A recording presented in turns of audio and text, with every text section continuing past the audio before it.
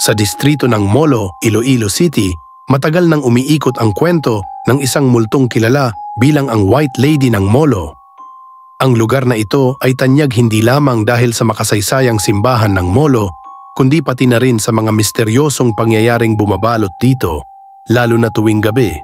Noong unang panahon, may isang dalagang nagngangalang Clara, anak ng isang prominenteng pamilya sa Molo. Si Clara ay kilala sa kanyang taglay na kagandahan at kabaitan. Dahil dito, maraming kalalakihan ang nagkakagusto sa kanya, ngunit iisa lamang ang kanyang iniibig.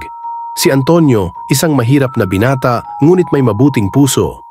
Ang kanilang pagmamahalan ay lihim dahil tutol ang pamilya ni Clara, lalo na ang kanyang ama na nagnanais na ipakasal siya sa isang mayamang negosyante mula Maynila. Dahil sa pagtutol ng kanyang ama, nagplano si Clara at Antonio na magtanan. Nang malaman ito ng kanyang ama, siya'y labis na nagalit at nagdesisyon na ikulong si Clara sa loob ng kanilang malaking bahay. Pinigilan siyang makipagkita kay Antonio. Labis na nalungkot si Clara sa pagkakakulong at pagkawala ng tanging mahal niya. Ang kanyang puso ay nabahiran ng labis na kalungkutan na nauwi sa pagkakasakit. Nang dumating ang araw ng kasal ni Clara sa negosyanteng pinili ng kanyang ama, nagpakamatay si Clara sa loob ng kanilang bahay, suot ang kanyang puting damit pangkasal. Siya'y natagpuan ng kanyang pamilya, malamig at walang buhay. Ang pangyayaring ito ay nagdulot ng matinding pagdadalamhati sa kanyang mga magulang, lalo na sa kanyang ama na sa huli nagsisi sa kanyang ginawa. Simula noon, nagsimulang kumalat ang kwento tungkol sa isang babaeng nakasuot ng puting bestida na madalas na nagmumulto sa mga lansangan ng Molo, lalo na sa paligid ng simbahan. Ayon sa mga residente, sa tuwing dumidilim, isang babae ang makikitang naglalakad ng payapa sa gilid ng kalsada. Tila naghahanap ng nawawala. Ang kanyang mukha ay maputla, ngunit may hindi maipaliwanag na lungkot sa kanyang mga mata. Isang gabi, si Mang Cardo, isang driver ng jeepney, ay bumibiyahe pa uwi mula sa bayan ng Molo. Habang nagmamaneho sa madilim na kalye malapit sa simbahan, napansin niyang may isang babaeng nakatayo sa gilid ng kalsada, suot ang isang puting damit. Dahil likas na mabait, huminto siya at inalok ng sakay ang babae. Tahimik itong umupo sa likuran ng jeepney.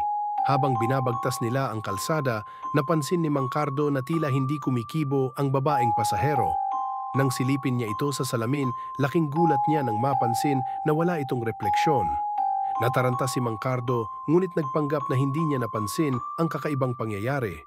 Nang makarating sila sa isang intersection, bigla na lamang nawala ang babae, hindi nagpaalam at parang usok na naglaho. Ang karanasan ni Mang Cardo ay hindi nag-iisa. Marami pang ibang driver at mga naglalakad sa gabi ang nagulat na nakita rin nila ang babaeng ito. Ang iba'y nagsasabing naramdaman nilang parang may malamig na hangin na dumaan sa kanilang tabi at may mga pagkakataon na tila may nakatingin sa kanila mula sa mga anino ng mga lumang bahay sa Molo. Ang mga matatanda sa Molo ay nagsasabi na ang White Lady ay si Clara, ang kaluluwang hindi pa nakakatagpo ng kapayapaan.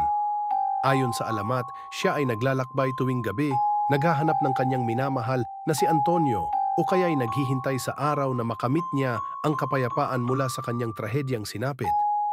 May nagsasabing sa tuwing maririnig mo ang malungkot na pagtahol ng mga aso malapit sa simbahan ng Molo, iyon ay hudyat na naglalakad muli si Clara. Nagmumulto at patuloy na hinahanap ang nawawala niyang pag-ibig.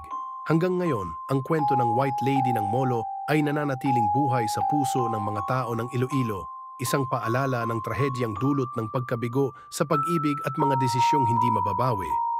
Ang kanyang presensya ay simbolo ng kalungkutan na hindi natatapos, isang kaluluwa na patuloy na naglalakbay sa dilim ng gabi.